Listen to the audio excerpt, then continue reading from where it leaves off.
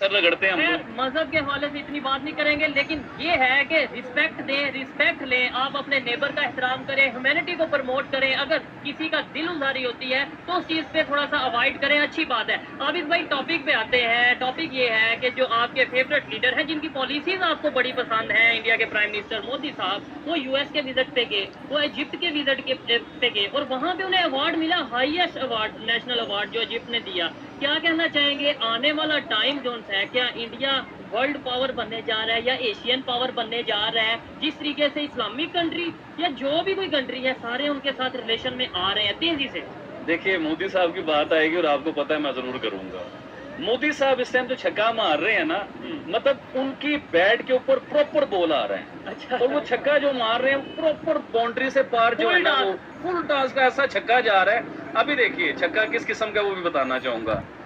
UAE आपको award देता है। हाँ, अभी रिसेंटली क्या मुल्क इजिप्ट ने आपको अवार्ड दिया और अपने मुल्क का सबसे सॉलिड, ठीक है, सबसे बेहतरीन अवार्ड आपको दिया और गया। ये यूएई और इजिप्ट ने नहीं, टोटल सऊदी अरेबिया, यूएई, अब ये कंट्री, इसके अलावा छह मुसलमानों की कंट्री हैं जिन्होंने बेहतरीन अवार्ड जो है ना अपने मुल्क के मोदी साहब को दिए। अब मैं पूछना चाह रहा हूँ कि सऊदिया मुसलमान है ना, यूएई मुसलमान है ना, ये मिस्र मुसलमान है ना जी, तो अब मुसलमान मोदी साहब को अवार्ड दे रहे हैं। अब पाकिस्तान क्या करेगा, हम क्या करेंगे? आप समझे ना, हमने तो सारी जिंदगी मोदी साहब को टेररिस्ट कहा है, हमने तो उन्हें बुरा कहा, हमने तो उन्हें पता नहीं क्या क्या कुछ कहा, मुसलमानों का कातिल कहा और पता नहीं क्या क्या कुछ हमने उन्हें कहा है। ठीक है, अगर वो मुसलमानों के कातिल हैं तो ये 6 जो मुल्क है ना जो मोदी साहब को अवार्ड दे रहे हैं, फिर ये भी मुसलमान नहीं है।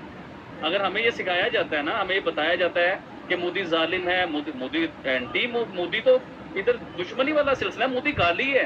आप किसी शख्स के से आगे मोदी की बात कीजिए, अगर पढ़ा लिखा होगा तो शायद वो समझ जाएगा, जो पढ़ा लिखा नहीं उसने आगे कहना कि पता नहीं गाली दे दी है मुझे। तो मोदी साहब को पूरी दुनिया उठा रही है ऊपर भाईजान, और मुसलमान ज्यादा।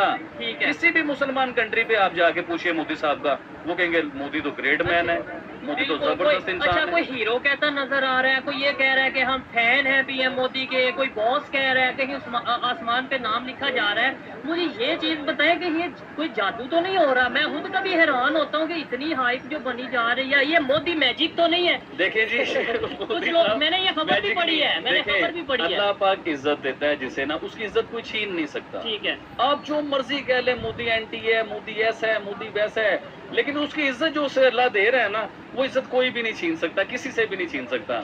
और अगर उन्हें इज्जत मिलती है ना, देखिए अल्लाह कहता है मैं जिसे चाहे इज्जत दूं, मैं चाहे जिल्लत दूं, लेकिन उसके लिए आपके अंदर भी क्वालिटीज होनी चाहिए। अब उनके अंदर क्वालिटी थी, उन्होंने अपनी कंट्री के लिए काम किया, अपने गरीबों के लिए काम किया, अपना मास्टरमाइंड यूज किया कि मेरी इतनी बड़ी आवाम है, मतलब 1 करोड़ 1.5 करोड़ आवाम है मेरी, 1.5 अरब, हाँ सॉरी 1.5 अरब बोल जाता हूँ, 1.5 अरब तकरीबन मेरी आवाम है। तो उस आवाम का फायदा कैसे लिया जी? कि अगर 1.5 अरब आवाम में से सबका 1-1 रुपया इकट्ठा किया जाए तो 1.5 अरब रुपए बन जाते हैं भाईजान। और आबिद भाई, दुनिया जहाँ पे आबादी को कंट्रोल करने में लगी थी, वहाँ उन्होंने छक्का ये लगाया कि दुनिया की नंबर 1 आबादी पॉपुलेशन के हवाले से भी नंबर 1 कंट्री बन गए हैं। उन्होंने कहा अपनी कमजोरी को ही अपनी पावर बनाओ। ठीक है जी बिल्कुल। और ये भी देखिए कि चाइना से मैं हमेशा कहता हूँ कि इंडिया अब ऊपर जाने वाला है।